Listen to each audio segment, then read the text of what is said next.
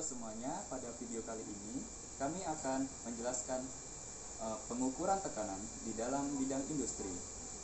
Dengan saya sendiri, David Aprilo, dan rekan saya Eriko Wijaya. dan rekan saya Kevin Arskretofidan. Selamat menyaksikan. Oke, baik. Jadi di sini saya akan menjelaskan mengenai apa itu tekanan secara umum.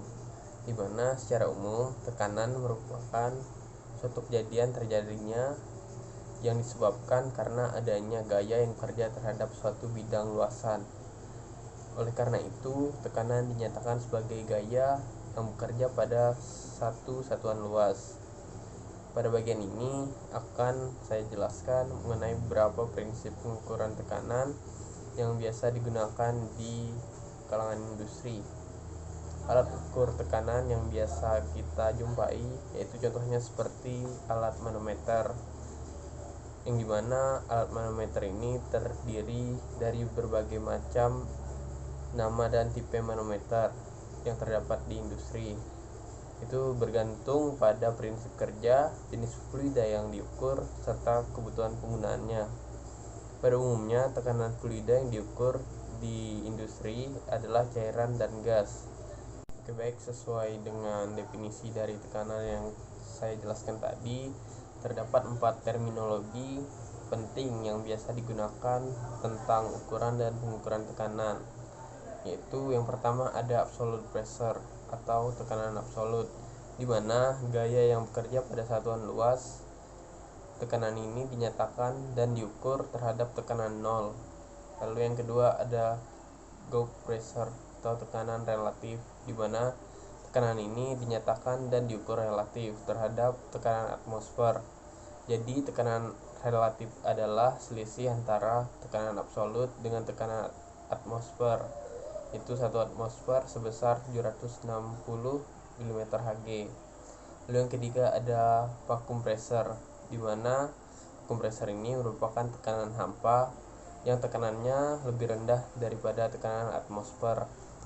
Lalu lanjut yang keempat ada differential pressure atau tekanan perbedaan, di mana tekanan ini diukur terhadap tekanan yang lain. Setelah kita mengetahui 4 terminologi tadi, mestinya kita harus mengetahui apa itu pengukuran. Pengukuran merupakan suatu tindakan atau sebuah hasil dari suatu perbandingan yang bersifat kuantitatif antara suatu kuantitas dengan kuantitas pembanding yang jenisnya sama dan ditetapkan sebagai suatu satuan. Alat atau instrumen yang digunakan untuk melakukan pengukuran ini disebut dengan instrumen pengukuran. Lalu secara harafiah, instrumen merupakan suatu alat yang berfungsi untuk mengubah suatu variabel fisik atau objek pengukuran menjadi suatu objek atau data yang dapat direkam hasil pengukurannya. Hasil dari suatu pengukuran merupakan hasil yang konsisten dan berlaku umum, supaya dapat digunakan sebagai standar sistem satuan pengukuran, sehingga hasil yang diperoleh dari suatu instrumen dapat dibandingkan dengan instrumen yang lain. Berbicara mengenai instrumen, hal ini tentunya sangat berhubungan dengan sensor, di mana sensor ini merupakan suatu alat yang menerima dan merespon suatu masukan yang dikirimkan oleh suatu sinyal, di mana sensor ini berfungsi untuk merespon terhadap masukan yang berupa variabel fisik dan mengubahnya menjadi sinyal listrik, sehingga dapat diolah oleh rangkaian elektronika.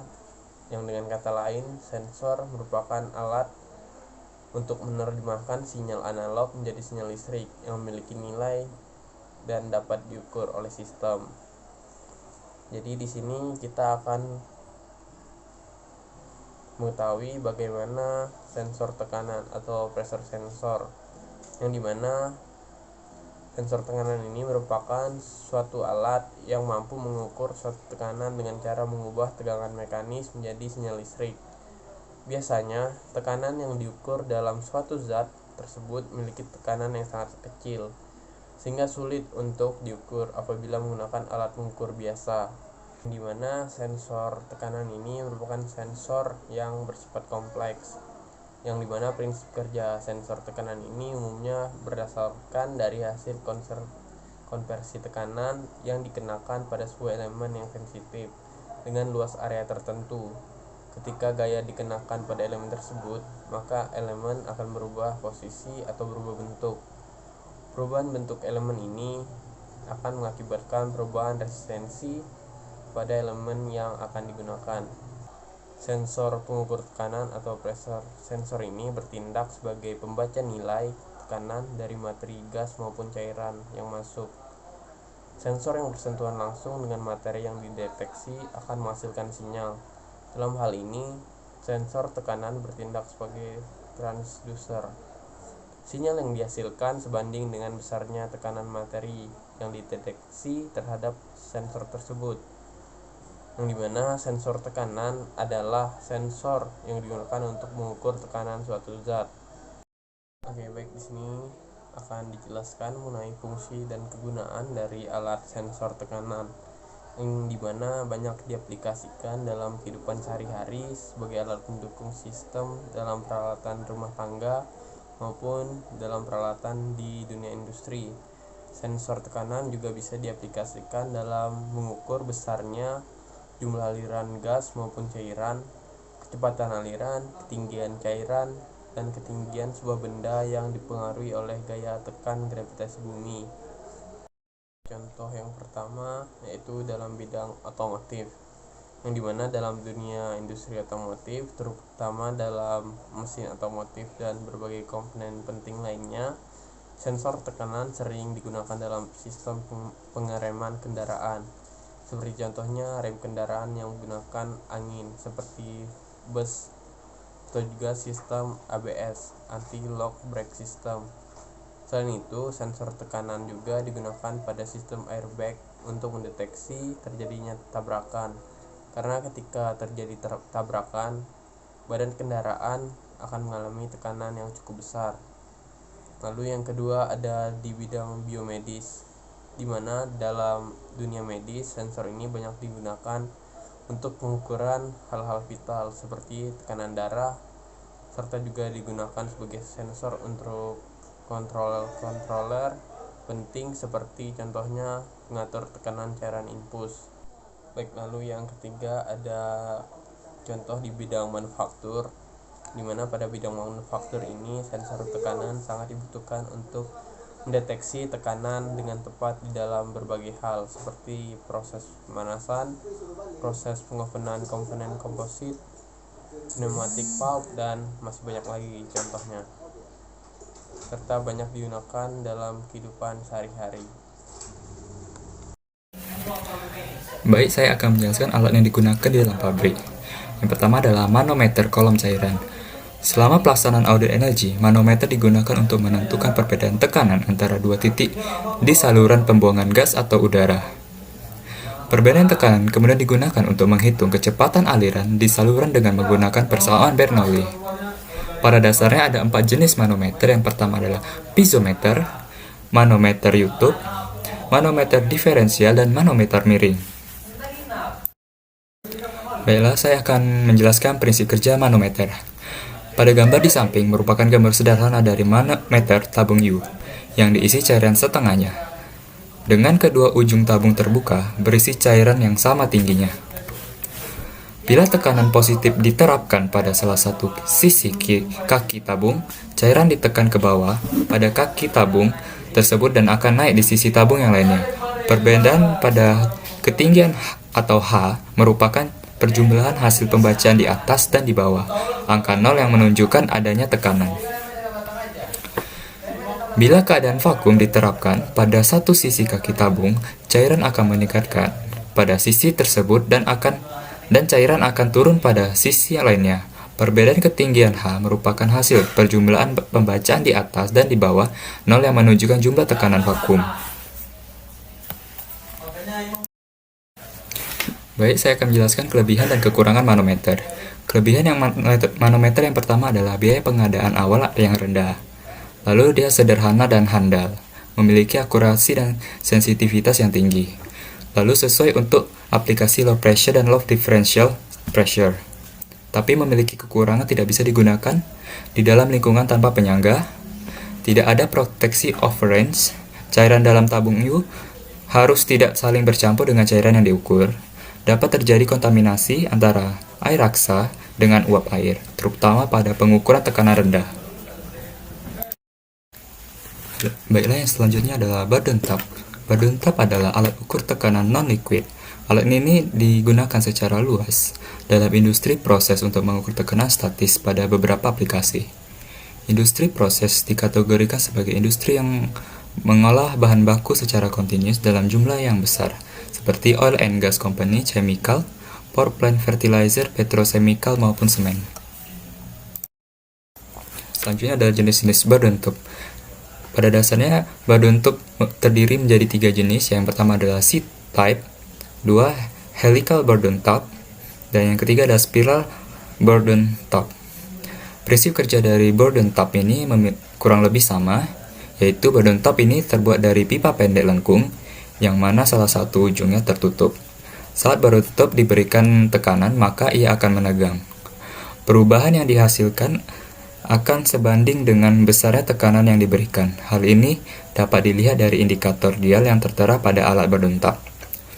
Perubahan tekanan yang dideteksi oleh Bourdon Tube akan menyebabkan pipa bergerak.